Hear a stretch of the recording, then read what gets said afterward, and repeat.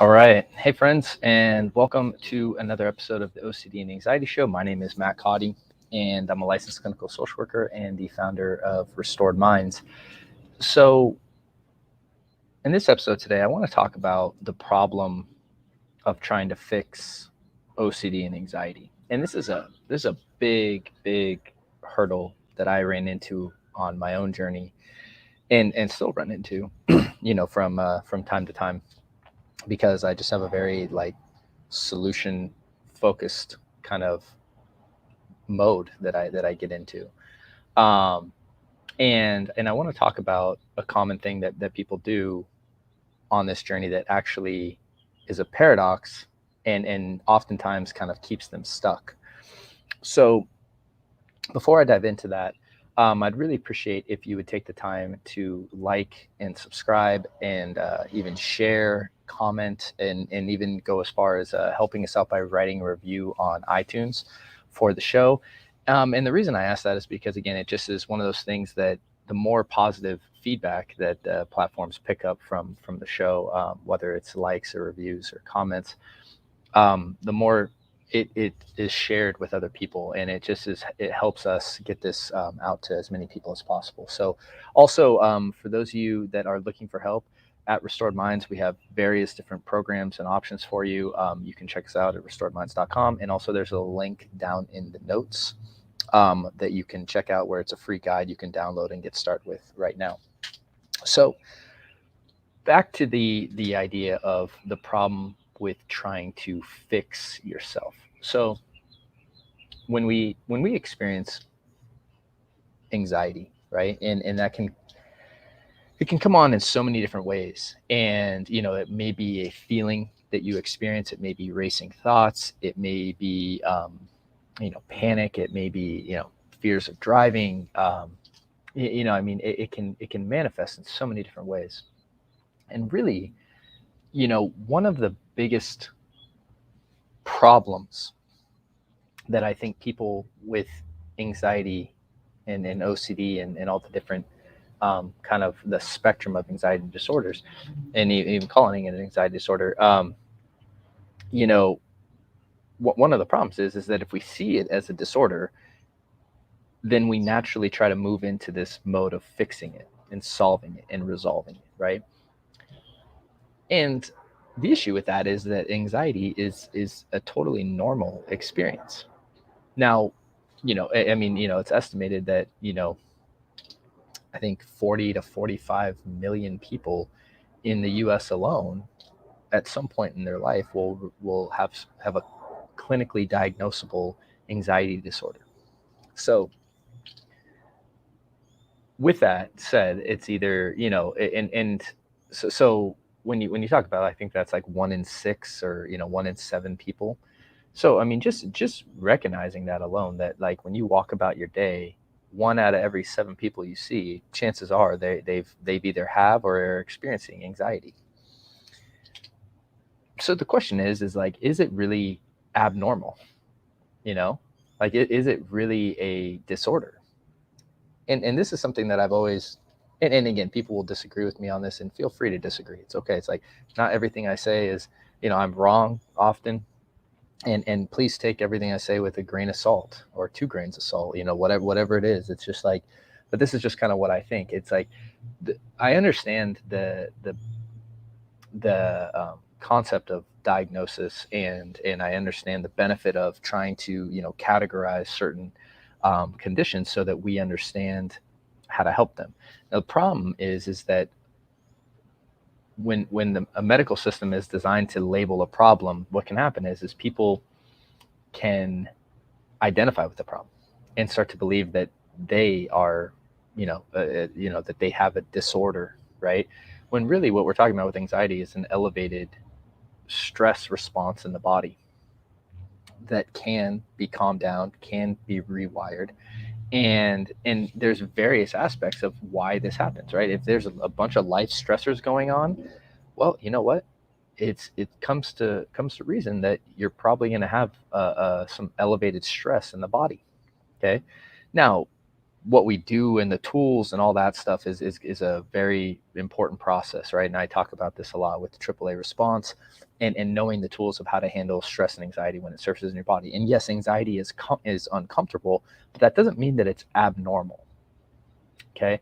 And when we take on this identity of I'm abnormal, or this isn't normal, I'm not supposed to feel this way, I shouldn't feel anxiety, well, then we try to fix it. And the problem with trying to fix it is that we engage in behaviors that reinforce the idea that anxiety is bad.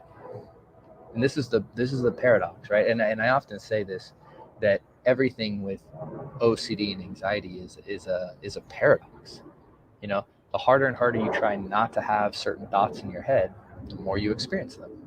And they proved this with the studies of the white bears in Dr. Daniel Wegner in the 1980s and 90s.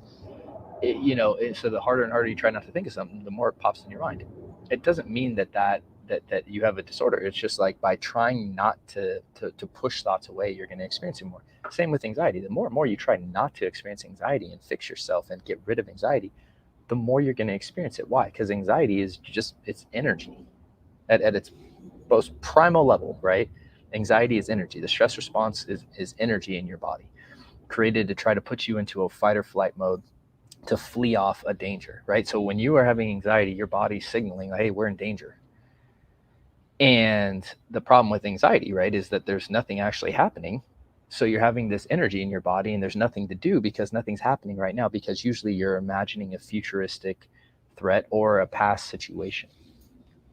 And that's where anxiety lives. Anxiety lives in the past and future, which is why it's so uncomfortable in the present, because there's nothing to do.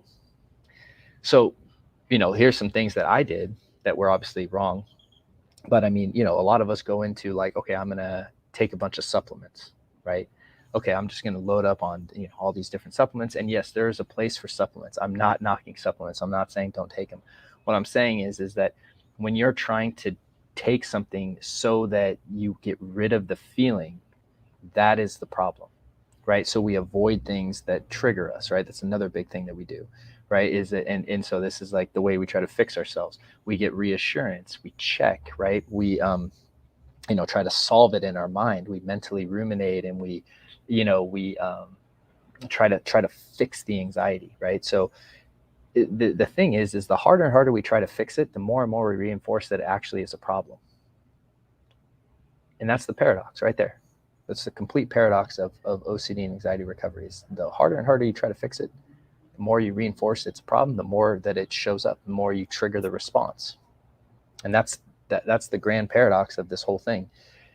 And so it's not that you shouldn't get help or get, or like, it's not that there's not like treatment options. I don't even like saying retreat. It's not that you can't learn skills to navigate this in a healthy way.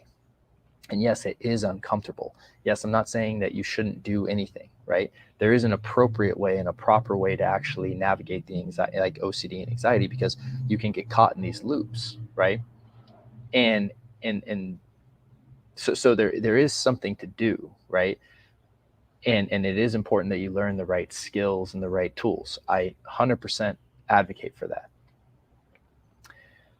But starting with the idea that that you have a disorder, or that that you're broken, or that something's wrong with you, that belief structure oftentimes works against us in this recovery process. And it's not like, obviously I know how intense it can be and how hard it can be. I know that personally, from panic attacks to OCD to social anxiety, right? I mean, like all of it, right? It's like I've experienced a broad spectrum of the experiences that one can have in when it comes to stress and anxiety. But when you're trying to fix anxiety, it works against you. And so when we're talking about fixing anxiety, what we really need to be focusing on is, hey, I need to learn the skills to handle this experience in a healthy way, so it surfaces and passes, and I don't get caught in these loops, right? The thing we're actually trying to fix is not getting stuck, as opposed to the experience of anxiety itself. Okay. And it's important that we distinct that and really understand that, because If we think that we're trying to fix anxiety, that idea right there will keep you stuck. It kept me stuck, right? And every time you experience anxiety, you're going to freak out and react to the anxiety itself and see it as a problem.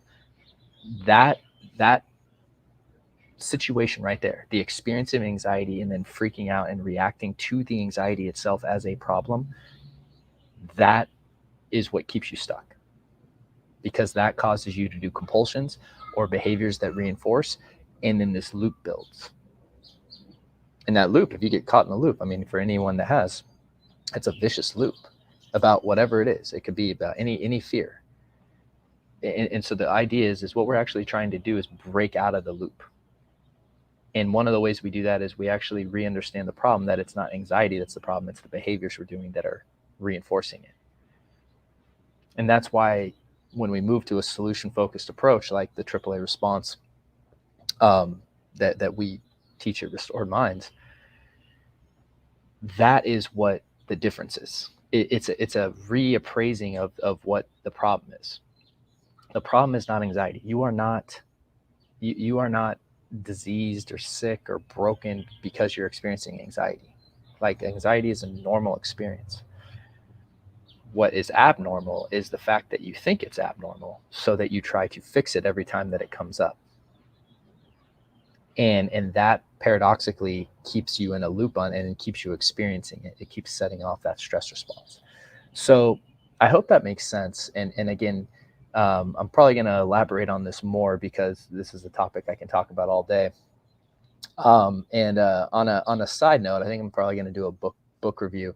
As you guys know, I don't promote too many products or books, but I started reading this book, Living Untethered by Michael Singer.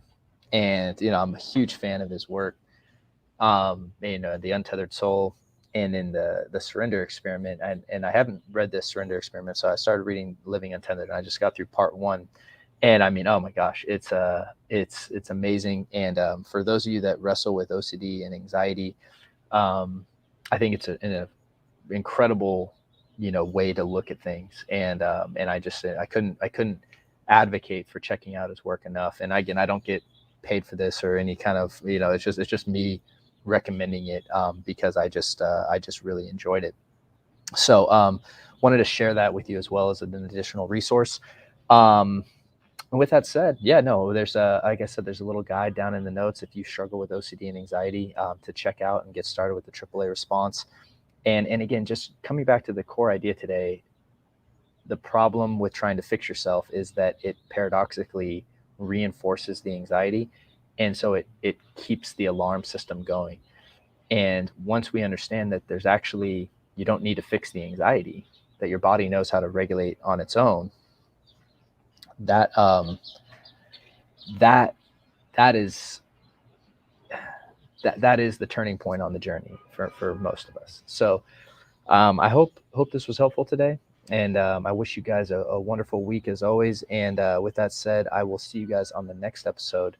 Take care, and let me know if you have any questions in the comments below, because then we can, obviously use those for additional episodes in the future. So, all right, have a great day, guys. Talk to you soon.